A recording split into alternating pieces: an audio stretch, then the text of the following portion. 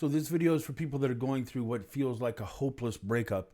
And that's kind of one of those generic terms, right? Nobody likes a breakup, but there are some that are just more devastating. And if you've been in one, you know it. It's not just one where you can just sit around listening to dirty dancing music or listening to those sad songs, crying for a couple of days, and then you shake it off.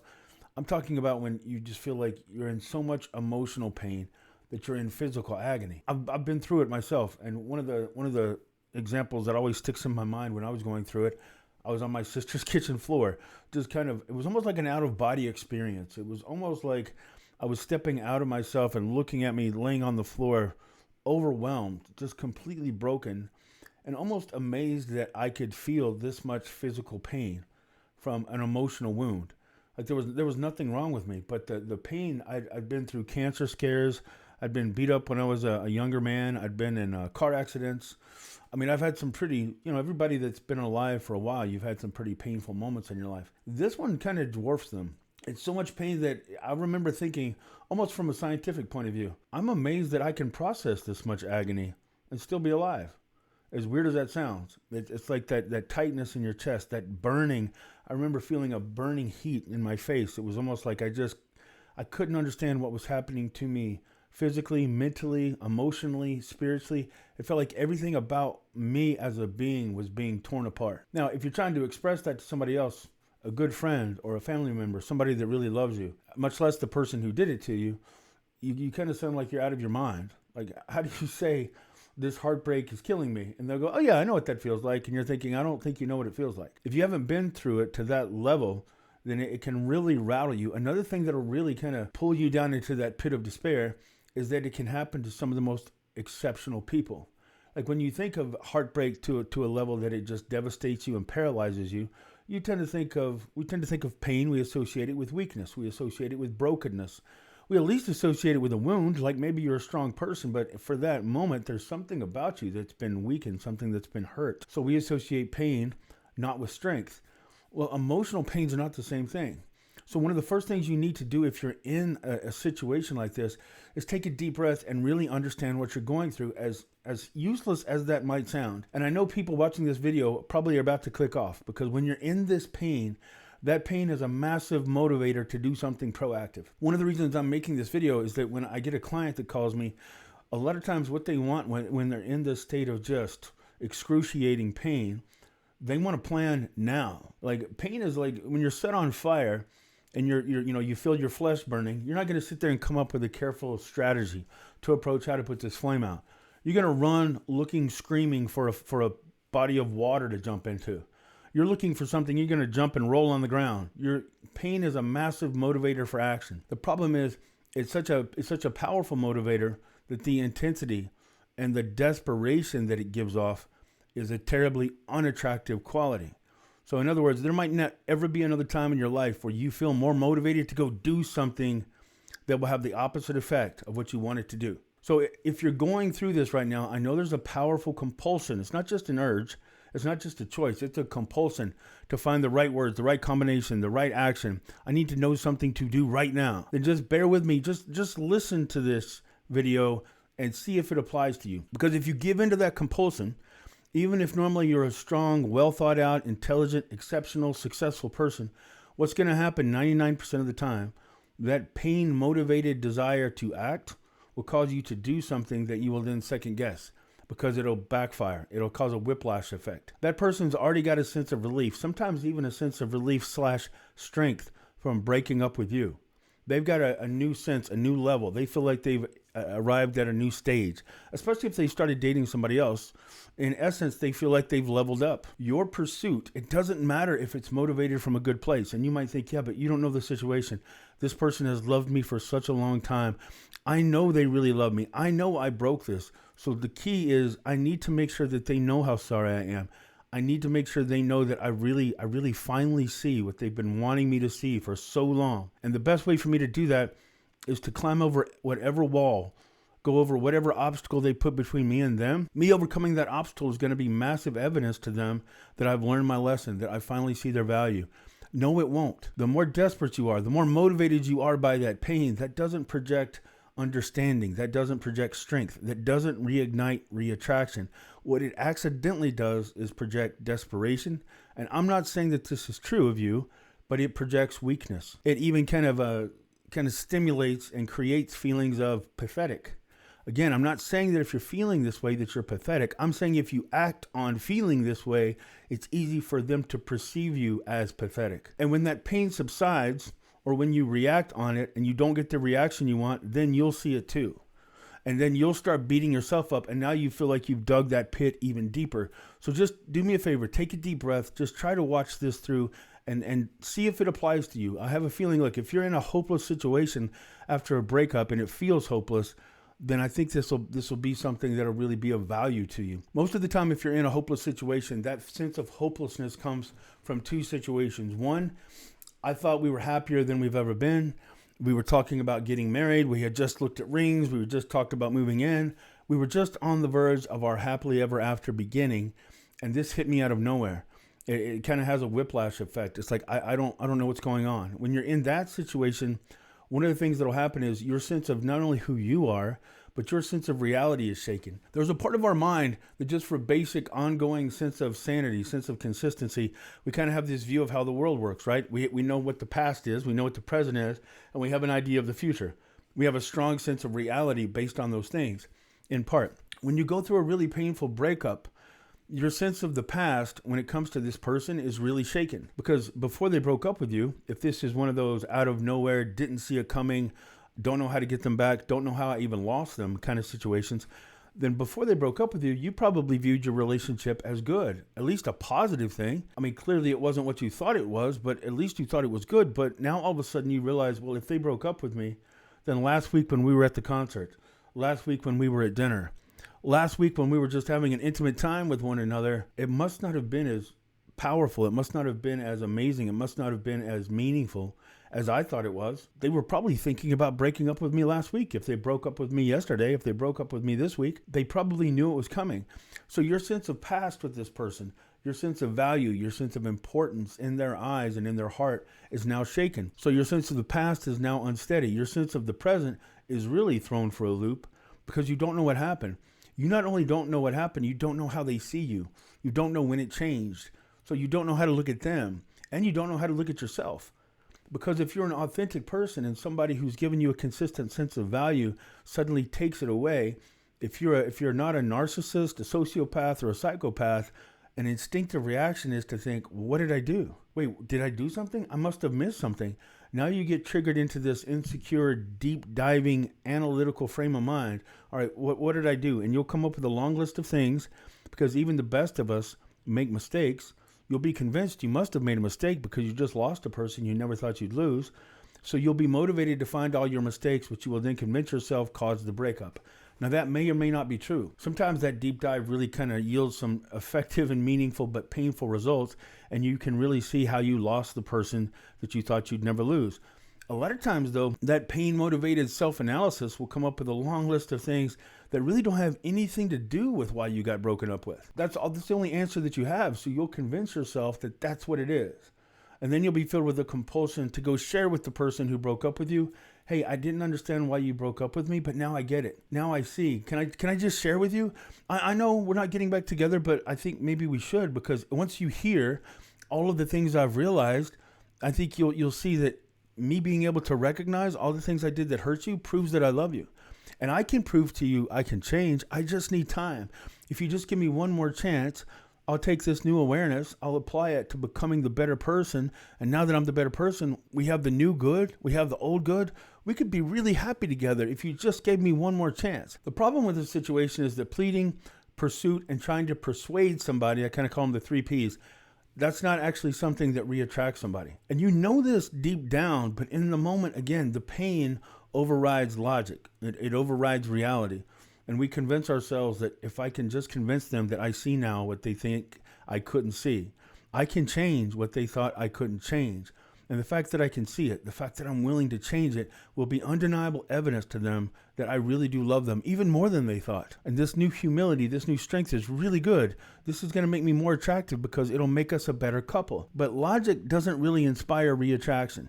And anytime you try to plead, pursue, or persuade, that doesn't actually reignite some kind of attraction or passion that you think is going to motivate them to be excited enough to step back into a relationship, especially after they broke up with you, because that's when they feel stronger. That's when they feel like they've kind of made a difficult decision. They did something that was awkward. They did something that was hard.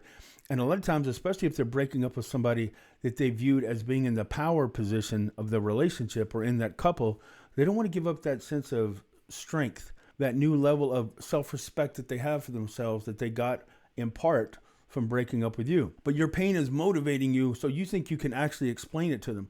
Well, just kind of stop for a minute, take a deep breath, and ask yourself, have you ever broken up with somebody and they didn't want you to break up with them? Did they give you good reasons why you shouldn't break up with them? Even if you kind of stepped back into that relationship part-time or on a temporary basis, did it actually reignite feelings of passion?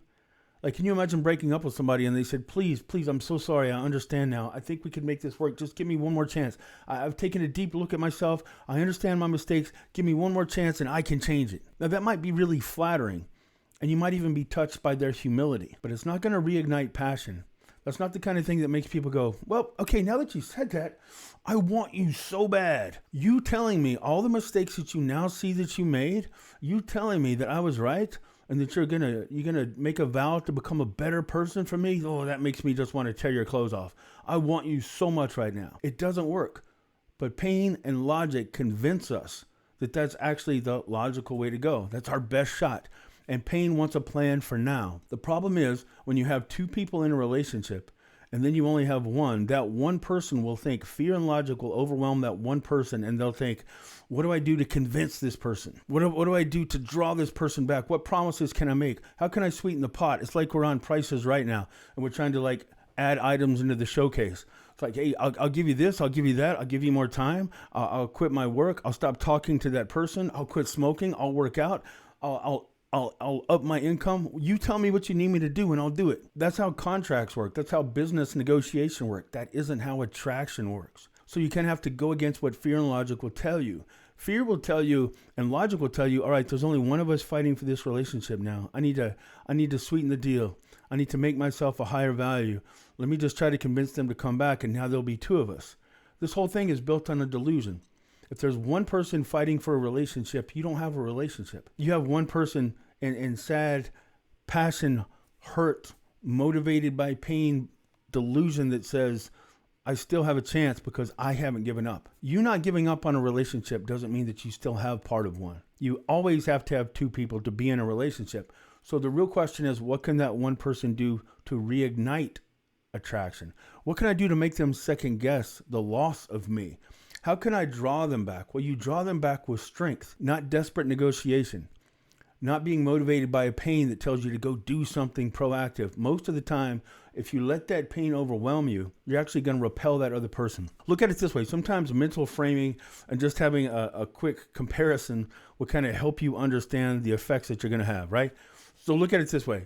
Everybody knows how magnets work, right? When two magnets are facing the right direction, snap, they come together. Right now, the pain that you're in, it's like the magnets are turned the wrong way. You ever like have two magnets that won't connect because one is repulsing the other one? Right now, they're in a position of strength. They feel relief. They feel powerful. You're the one motivated by pain, which you think it's a powerful motivator, but again, it's a really bad reattractor. It's not an attractive quality. Desperation and intensity and even passion aren't things that are going to draw that person back. So the more you chase, it's like your magnet is facing the wrong way. The more you're trying to prove to you how much that magnet belongs to you, because maybe that magnet remembers when they were snapping together. So it knows that the two of them do belong together in some powerful way.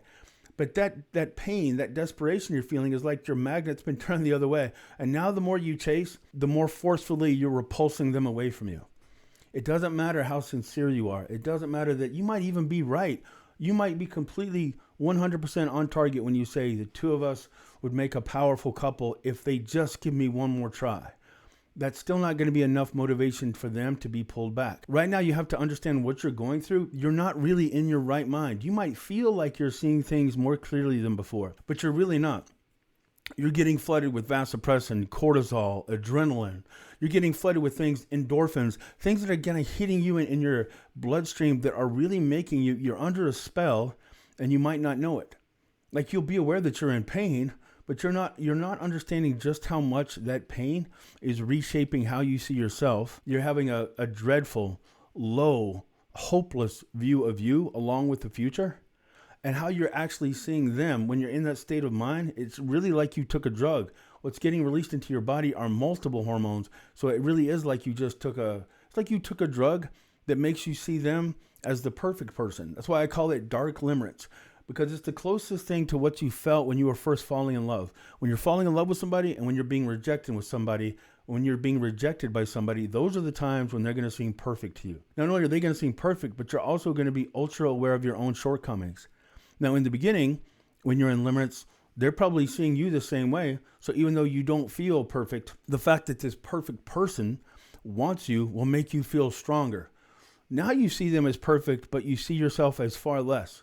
You see yourself almost as broken. You almost see yourself as not only unwanted, but unwantable. And if you feel like you're unwantable, well, then you shouldn't have any pride.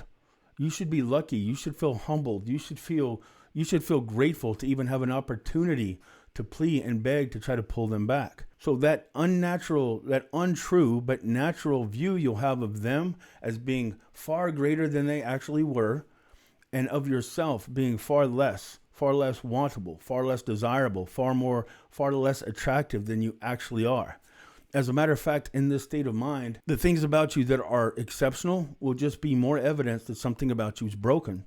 I talk to some very impressive, very accomplished, very successful people on a consistent basis. And when they're in this state of dark depression or dark limerence, all of their attributes become evidence of how broken they are. Like, I've talked to some people that were models. I've talked to actors. I've talked to singers. I've talked to politicians.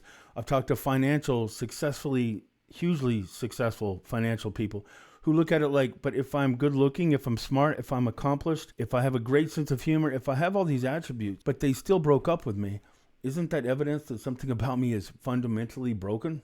You just got rejected by somebody that you didn't see would actually break up with you. So your sense of self is already rocked. And now you'll look at all your attributes, all the things about you that make you stand apart from the crowd, and you'll think, even with these things, I couldn't hold on to this person. You'll tell yourself, anybody else with my attributes, anybody else with my characteristics and my resources and my accomplishments, I bet anybody else in my position would be able to hold on to that person. Now, that's not true, but it feels so painful that the pain is much more believable than me just telling you it's not true. What you have to do in that moment is take a deep breath and remember the version of yourself that you were when they were falling in love with you. Remember the version of yourself that you felt like when you were at your most confident, when you felt like you were the world beater, when you felt like you were the exceptional person. Chances are that version of you is the truest version of you. But you have to project that. You have to act like that. That sense of accomplishment, that sense of relief, that sense of power that they got from breaking up with you is temporary, because life is going to come along and humble them again. They're going to get shaken again. By chasing them, you're accidentally keeping alive that overinflated sense of self-worth that they got from breaking up with you. You're accidentally keeping alive this new lower impression of who you are. Because if you were really the person that they thought you were in the beginning, chances are that man or that woman that they thought you were in the beginning, when they were so impressed and so enamored and so in love with you, they probably thought that person would never beg to try to get them back. Well, now you're begging because you think that they deserve it. You think that you've got to beg in order to fight / quote unquote fight for the relationship. It's only going to hurt you. The more you can pull back, and that's why no contact works. It works for two reasons. It's not just you projecting a fake sense of strength. The most basic and flawed understanding of no contact is when people think, I don't like no contact. Number one, it's not authentic. Number two, it's me pretending like I don't care, and I don't want to pretend like I'm a douchebag. Of course I care. I want them to know I care. That's not really how no contact works. No contact works because it gives them a chance to remember the strongest version of who you are instead of maybe the flawed, unrealistic, inaccurate version of who they became convinced you are. It gives them a chance to catch their breath and realize, wait, maybe I'm losing somebody of higher value. That temporary sense of strength and power that they got from breaking up with you and pushing you away, that's a temporary thing, just like limerence. Give it time to fade. The example I give is the house and the porch. If somebody breaks up with you and you don't see it coming, you don't have a choice. Pretend like that relationship is like a house. And when they're breaking up with you, they're telling you to move out of that house. You don't have a choice if somebody breaks up with you. You kind of have to leave. But if you didn't want to break up, you're going to camp out on the porch and let them know, hey, I'm right here. I understand now why you broke up with me. I don't blame you. I think you did the right thing. A lot of times we'll say something like this. I think it's good for us. I'm glad you broke up with me. I never would have realized the things that I've realized now if you hadn't broke up with me. But now I realize it. So please let me back in. Knock, knock, knock. Let me send you another email. Let me send you another letter. Like just this week, I had somebody send me a letter to review. And it was one of the most, and I'm not trying to be insulting. I'm talking about viewing this from the perspective of his ex that he was trying to win back. It was one of the most repulsive letters I've ever read. And again, I'm not taking a shot at him. I've been there. I've written repulsive letters myself. So I'm not taking a shot at him. But in the wording, it was like I'm sitting here in the pain of my mistakes, desperate and overwhelmed. I mean, it was the wording was very poetic, very hyperbolic. I'm sitting here in the mountains of my agony, recalling all of the points of pain that I caused you by my selfishness. I take full and complete responsibility for every and all mistakes during our relationship. Does that sound attractive to you? But his pain was motivating him to share from the depths of his soul, thinking the depths of my soul. If I rip out the depths of my soul and present it to you as a gift, that's evidence that we belong together. No, it's not. And the truth is, he hadn't even done anything to this woman to even justify an apology, much less a gut-wrenching, soul-bearing, teeth-gnashing, shirt-tearing. You know what I'm saying? There's no way what he was writing to her was justified, but his pain convinced him that it was. And when I said, hey, this is not going to be attractive to her, this is going to hurt you, he said, well, I already tried to reach out to her once and then she blocked me. So I rewrote the letter in even more powerful words, and I'm going to try to find a way to get past being blocked. I just wanted to get your opinion on this latest version before I sent it. And I'm saying, please don't send it. But his pain was convincing him to reach out anyway, to apologize for things that I said, just tell me clearly, what did you do wrong? All he could come up with was, I didn't really understand her pain as much as I thought I did. That's not worthy of this gut-wrenching, soul-bearing kind of apology that you're trying to force down her throat. And it's not going to make her say, oh, well, that's what I was waiting on. I was waiting on him to be sorrier than any man I've ever met before. That's the key to winning my heart and reigniting attraction. But pain will convince you to do it. The second thing that happens is if you actually caused it. The other one that feels hopeless is when you're like, okay, this is a great breakdown of what happens when you kind of get caught off guard. But Ken, that's not what happened to me. I took this person for granted forever. They tried to tell me over and over, and I just wouldn't listen. I just kept doing what I was doing, thinking that they would never leave, and now they left. Well, if that's the case, then I understand. But again, your pain is a powerful motivator for you. Your pain is a very poor attractor for them. You have to kind of walk this tightrope in that situation if you actually caused it. And you have to combine two things that don't seem to go together. You have to combine a heartfelt, sincere, well-worded apology that addresses their pain more than it covers your excuses. But you have to find a way to combine that with strength. Because even if you caused it, I'm sad to say this, but even if you caused it, if they got to the point that you basically broke that affection and broke their heart enough times that they don't know how to hold love in it for you anymore, then you still don't put that heart back together by expressing and pouring out how much pain you're in. As a matter of fact, it might really irritate them. Because put yourself in their spot. Say you've been trying to tell somebody that you love for a long time how much they're hurting you. And you're trying to save the relationship by trying to get them to stop sabotaging it, to stop hurting you, to stop treating you poorly. And they won't listen. And so finally you break up with them. And now you break up with them, you cause them pain. Now their pain is a massive motivator to come tell you all the things that you've been trying to tell them for years. Do you really care at that point? Or is there a part of you that you might not be proud of, but a part of you that thinks, oh, great, so your pain is a powerful motivator to get you to see the things that I've been trying to get you to see. My pain didn't matter. I begged you. I pleaded with you for years to change and didn't do anything. But as soon as I broke up with you and caused you pain, now you're willing to change everything. Now you're coming begging and pleading back after me. No, screw off. That's not going to do anything. You might actually give them the satisfaction, but you might actually trigger some anger because they're thinking, you know what? I really made the right choice. I don't care how sorry you are now. You weren't sorry when I was the one hurting. You're only motivated to make significant changes when you're the one hurting. So why would I want to step back into a relationship with you? So this overwhelming urge to share your pain as evidence that the two of you belong together and that you learned your lesson is only realistic in your mind. And it's only realistic in your mind because when we're in pain, we're desperate to get out of pain. The truth is, if this is the situation you're in, you created the pain, carry it for a while, walk with it for a while. Let them see that your pain, you have enough integrity for your pain to give you a wake-up call without it creating in you some sense of entitlement. And a lot of times that's what happens. Hey, look, now that I'm in pain, I recognize my mistakes. And now that I recognize my mistakes, come back to me. Because that's all it needed to happen. I just needed to understand the pain you were in. Now that I'm the one hurting, as long as I can acknowledge that what I got was wrong, come back into the relationship. Why should they? The best thing to do is to send them a message, not 15 messages in 17 different ways. Don't write it in your own blood. Don't carve it in stone. Don't hire somebody to write it in the clouds. One time, share with them, look, I understand why you did this. I don't have an excuse. Now, the truth is, it took me being in pain to understand the pain I caused you. And that's completely unacceptable. I don't blame you if you never talk to me again. I'm ashamed that it took my heart being broken for me to stop and care about the times that I broke your heart so many ways and so many different times. And you tried to tell me, and I didn't listen. I earned everything I'm going through, and I'm sorry. Do you see the difference in begging, pleading based on your agony versus, look, I'm sorry, I humbly can say to you, I understand why you did this, and you did the right thing. If I were in your position, I would have broke up with me a long time ago. I'm actually glad and proud that you have the strength to walk away, and I'm ashamed that I took you for granted for so long that it cost me you to learn the lesson of knowing that I didn't deserve you in the first place. But you see the difference? Even me saying it then, does one sound more attractive than the other one? Desperation is not evidence of change, and it's not a great motivator for attraction. It's much better to say, now that I've had a chance to really take a look at this, I'm sorry, I'm ashamed, and I regret the pain I caused you. My pain I caused, my pain I deserve, and it's going to motivate me to be a better person for the next person. And I wish so badly I had learned before it cost me you, but I didn't.